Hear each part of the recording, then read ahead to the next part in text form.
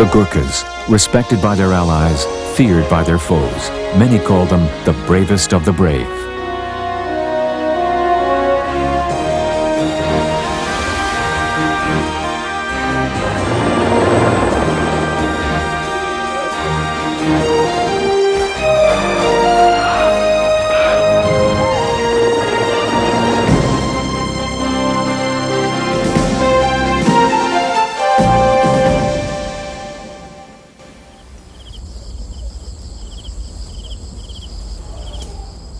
Boys from the hills of Nepal trained by the British to be the consummate global warriors, Gurkhas.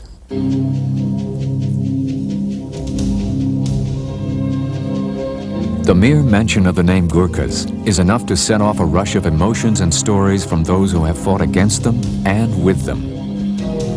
Our enemy against whom we've been operating has been totally unaware that the Gurkha has not only carried out a reconnaissance of his position, but actually crawled inside it and listened to his conversations in the trenches, taken some of his equipment and got away with a complete layout of the position on a plan. For sport, Gurkhas used to slip through Japanese lines in World War II and cut the laces on the boots of Japanese sentries. There are even more chilling tales about what Gurkhas would surgically do to their enemies with their distinctive curved knives called kukris. The British first learned how fierce the Gurkhas are in combat when they fought against them in Nepal in 1814. After narrowly defeating them despite their overwhelming odds, the British asked the Gurkhas to join them. One British officer wrote, "I never saw more steadiness or bravery exhibited in my life. Run they would not, and of death they seemed to have no fear, though their comrades were falling all around them."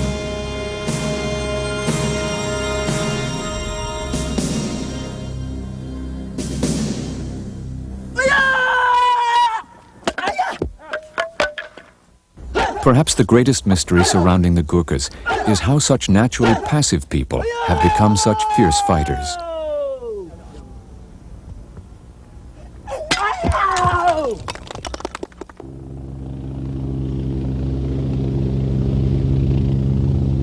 Long before the term Rapid Deployment Force became the operative military buzzword, the British were dispatching their Gurkha battalions to hotspots around the world.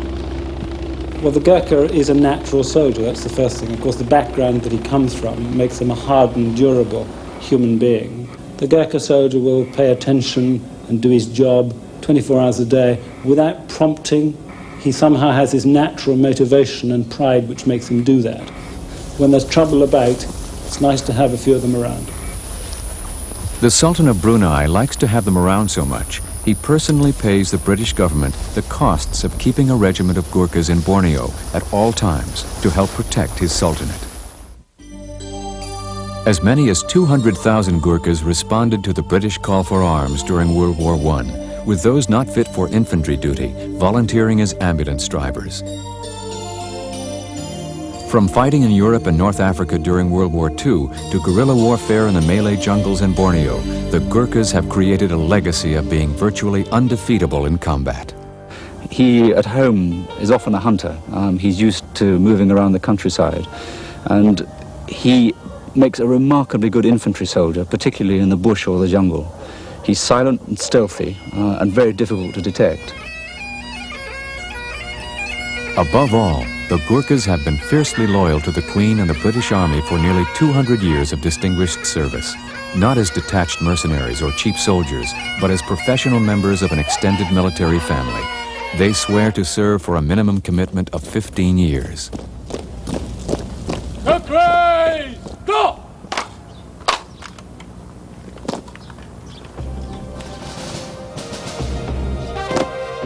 When a British officer once asked volunteers for a difficult parachute assault in World War II, only half the Gurkhas immediately stepped forward. As the story goes, the other half said they would go too, if only they could use parachutes.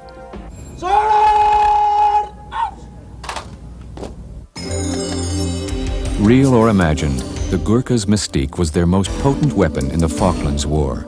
Just before the final attack on Port Stanley, the British leaked the plans for a Gurkha invasion. To the man, the defending Argentines fled, rather than learn firsthand if the Gurkha legends were more fiction than fact.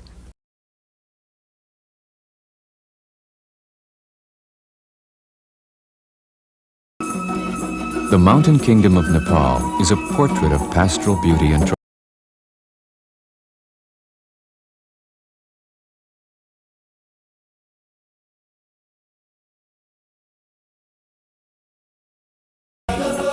But for the past 100 years, many of Nepal's best young men have been fighting and dying for. Nepal is also a portrait of lifelong poverty, with historically one of the world's lowest per capita incomes. Much of the Gurkha legendary dedication and determination comes from the harsh economic realities of life in Nepal. They are subsistence farmers, hill farmers. The lad comes from a small homestead. Around it there's some fields which his father owns.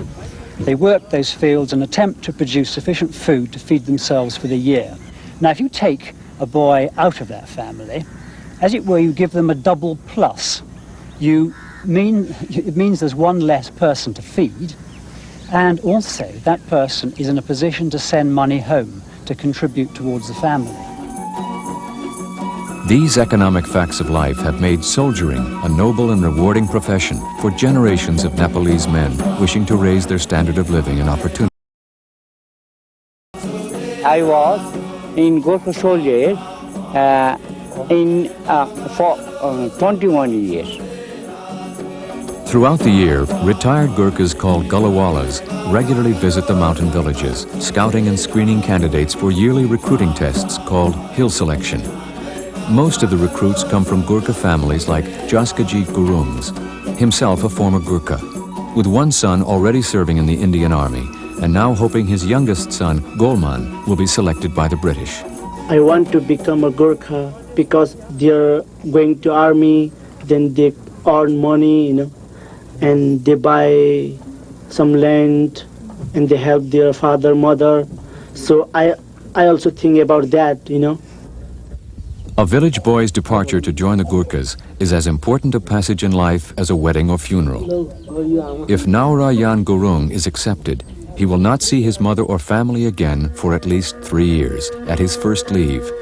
If he fails the tests, his disappointment and embarrassment will be so great he might never come home again. Golman and Naura are from the same village and are joining together. Since they were first selected by their local Gulliwala, they've trained together for 6 months for the demanding physical tests that will determine their potential as infantry soldiers and their chances for a new life as Gurkhas. The local hill selection tests take place but once a year and are by invitation only. Only 1 in 20 will be selected for the final testing at the British camp in Pokhara. They've been training for nearly a year to get through this test, and this stage here all the friends and the parents and the villagers are watching for them. If they fail any one part of the test, we just throw him out. That means they've lost their face, and some of them even they don't go back to their home and they try to disappear from here. Each candidate is marked with an identifying chest number to eliminate any favoritism. The recruits must be at least 17 years old, 5 foot 3 inches tall, and meet other minimum physical requirements. The recruits are closely checked for scars, bad teeth, flat feet, any abnormalities that might lead to future medical problems. Golman and Naura scouted previous hill selection tests and trained together to pass this one. Golman was worried about his upper body strength and doing at least 12 chin-ups, while Naura practiced sit-ups 3 times a day to make sure he could do at least the required 35 on an incline in 2 minutes. The preparation paid off for Golman and Naura. They were 2 of the 4 chosen from this hill selection to head down to the British camp in Pokhara for more tests, evaluations, and competition. Some of the rejected have been known to have scraped the numbers off their chests with sand and walked days to find another hill selection test. As I call out the numbers and come in with those who've passed, leaving behind those who've failed, my thoughts, I'm afraid, are always with those who've failed. The pace and intensity of the selection process picks up at the British camp in Pokhara, where only the finalists from the hill selection tests can compete. Here, a simple running race becomes a climactic moment in a young man's life. Most are from the hill country and have never run on flat ground before, let alone with running shoes. The last event is the mother of all military fitness tests. Each man must climb 4 miles up a 4,000-foot mountain, carrying 70 pounds of rocks. The weight equals the equipment they must be able to carry as an infantry soldier in combat. Instead of a modern backpack, they use the bamboo baskets called dokos, which many have strapped across their foreheads and on their backs since they were children.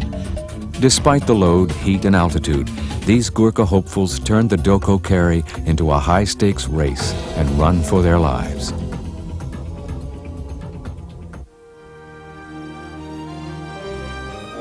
Those finally selected to be Gurkhas are anything but guns for hire or mercenaries without cause or allegiance. In a simple but profound ceremony, these Nepalese boys first swear their absolute allegiance to the crown while touching the British Union Jack. They sign a paper promising to serve the British Army for at least 15 years at a basic pay rate of about $300 a month. True to the Gurkha tradition, they will send most of the money home and stay in the British Army on an average of 22 years.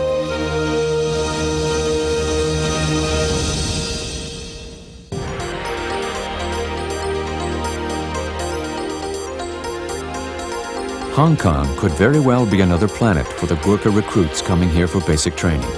Most have never been on a plane, seen an ocean, or been in a big city before.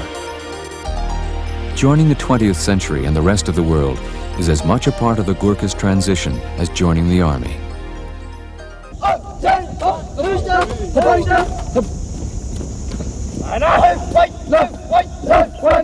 The first weeks of training are a series of firsts, beginning with their first set of shoes and learning to do things together. Because of the language and basic cultural differences, Gurkha basic training takes almost a full year, nearly 3 times as long as their British counterparts. Our soldier is still very much of an unsophisticated hill phenomenon. He's the sort of man who's had perhaps 5 or 6 years education in his school, has spent his entire life marching up and down, running up and down the hills of Nepal, the mountains of Nepal. And when he comes to us, is much more of a raw material than his British counterpart. However, a Gurkha is generally much more physically fit for training than his British counterpart. More importantly, Gurkhas require far less disciplinary attention and motivation, and none of the bluff and bluster of most military basic training camps. They don't require a great deal of noise and bluster to motivate them to do things. In fact, they react against that. If you shout at a Gurkha and show that you're unhappy with him, he will first of all giggle at you and think you're being funny. And if that infuriates you even further, he will just close up and not do what you want. A simple, polite word is all he requires. When you put your lips together and go puh, puh, puh, okay? Puh. Now say potential. Potential. Potential. And potential. Again, potential technical recruit. Potential technical recruit. Much of the additional training time is for learning English and the new culture they have adopted. As part of their cultural exchange, all British Gurkha officers learn Nepali, both as a sign of respect and to ensure against any communication gaps under fire. So त्यो पहिलो game खाली छ 2 तारिखमा छ नि त्यही दिनमा तपाई के काम गर्दैन भने आउने. If the Gurkhas have any natural fears, it is a fear of water. For most, swimming isn't in their vocabulary or background of life experiences. Some of them are afraid of water because they think they might get drowned. That's the reason why they're afraid of water. Having lost more soldiers to drowning than in combat in Borneo, all Gurkhas are now trained to be good swimmers, however long it takes. By the completion of training, they must be able to pass the standard British swimming test. And true to Gurkha camaraderie, they like to make a race of it.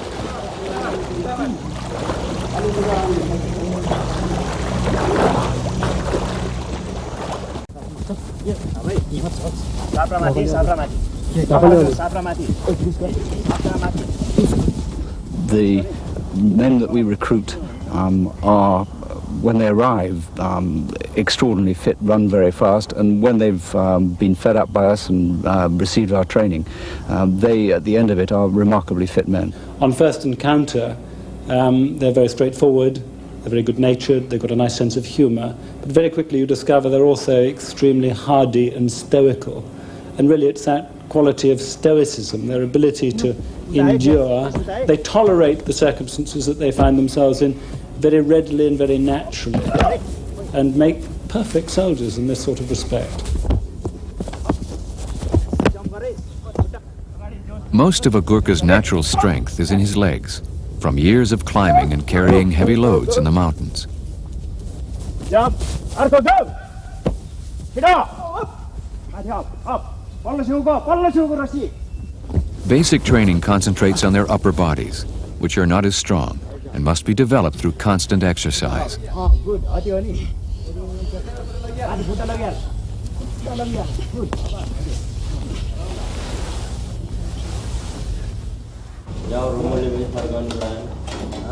And by eating 3 full meals a day and dairy products for the first time in their lives.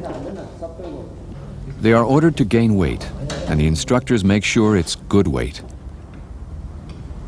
Chest, primary, bearing, 6070. Anytime, anywhere, any place that the Gurkhas have gotten the call to arms, they have responded without the need for heavy backup support most other British infantry regiments might require.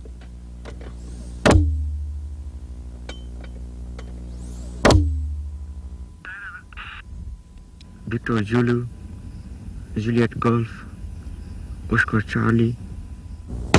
Gurkhas fire and maneuver through difficult terrain as a team confident of their mastery of fieldcraft and decided advantage over most of their adversaries in the bush.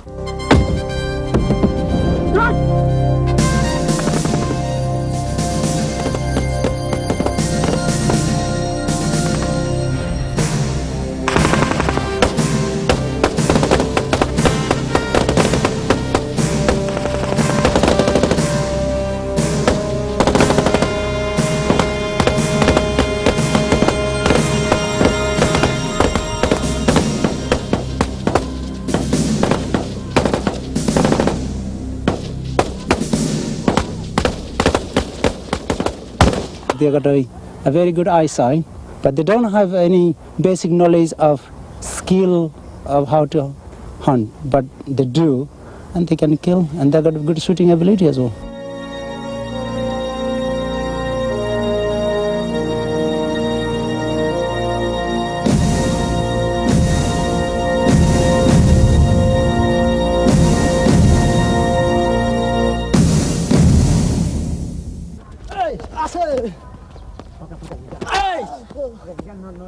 The ferocity of Gurkhas in combat is something that can't be taught. It's an instinctive trait that can only be refined in training and is rarely displayed and never bragged about.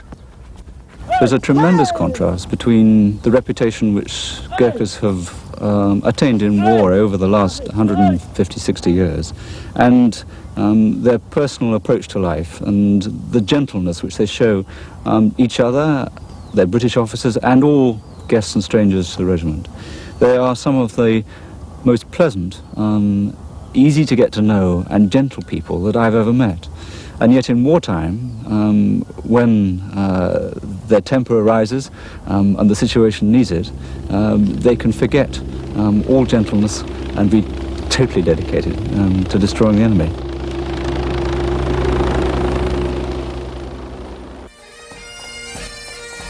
For their individual heroism, 12 Gurkhas received Britain's highest military honor, the Victoria Cross. British officers love to recount Gurkha stories, like the time a mortally wounded Gurkha was ordered not to die and didn't, lest he disobey an officer's order. Now, as an integral part of the British Army's rapid deployment force, they are trained for a variety of combat situations in unfamiliar settings.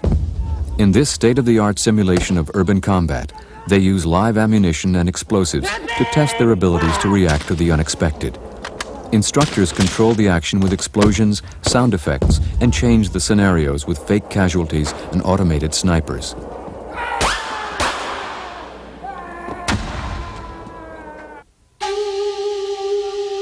The Gurkhas' primary missions in recent history have been defensive. They have been largely responsible for sealing the border between Hong Kong and the People's Republic of China, which won't be one country until 1997. Day and night, they patrol the border for illegal immigrants trying to cross over to the Hong Kong side by cutting through the 19-mile fence that runs the length of the border. They have captured as many as 65 in a single day, using a variety of equipment ranging from sophisticated thermal imaging equipment to innocent-looking two-man teams on BMX bicycles, checking the fence for breaks and intruders along the 17-foot-tall fence. Armed with only sticks and their kukri knives, the Gurkhas set up nightly ambushes. They place extra detection sensors in the ground and check the more likely passage areas with night vision scopes. Their natural discipline and high morale allow them to maintain a high state of readiness night after night as they wait in the bush for somebody to test their 170-year-old tradition of following orders and securing difficult perimeters.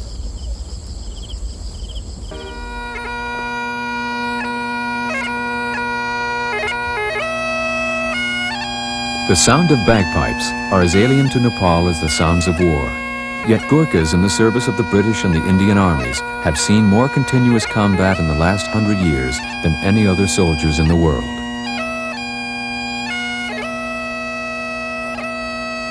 Gurkhas are not allowed to have their families with them for the first 5 years of their service. As Spartan as their life and quarters might seem to Westerners, these young Gurkhas enjoy a higher standard of living than they could ever expect in Nepal. This Gurkha's few personal possessions reflect the important things in life. A picture of his wife, who he won't see for 3 years at a time. Some precious possessions of military life. And the legacy of his father, who was a sergeant major in this same regiment. Even after their service is completed, a retired Gurkha's base pension of approximately $30 a month is critical to his family, his village, and the country of Nepal, which depends on Gurkha pensions and salaries as its third greatest source of foreign currency. The downscaling of the Gurkhas, along with the rest of the British Army, is going to have a major impact on Nepal's economy. But Gurkhas don't complain. Not even retired Gurkhas like 72-year-old Tul Bahadur Pun, better known as V.C. Saab for having earned the Victoria Cross. He single-handedly took out 3 Japanese machine gun positions in Burma, the last armed only with his kukri. It took him 6 days to walk down from his village for this interview on the subject of Gurkha bravery. One part of the Gurkha's legend that will never be a myth. I think this is a genuine comment on the part of the world. But initially, we Gurkhas ourselves didn't know that we are brave people, but upon our recognition, we also happen to realize that we are brave people. The bravest of the brave is how a British regimental commander described the Gurkhas in his diary after a battle. Uncomplaining, you endured hunger, thirst, and wounds, and at the last your unwavering lines disappeared into the smoke and wrath of battle. Never had a country like ours had more faithful friends than you. They have a saying which is often quoted, but it's very true. It's better to die than be a coward, and they live up to this.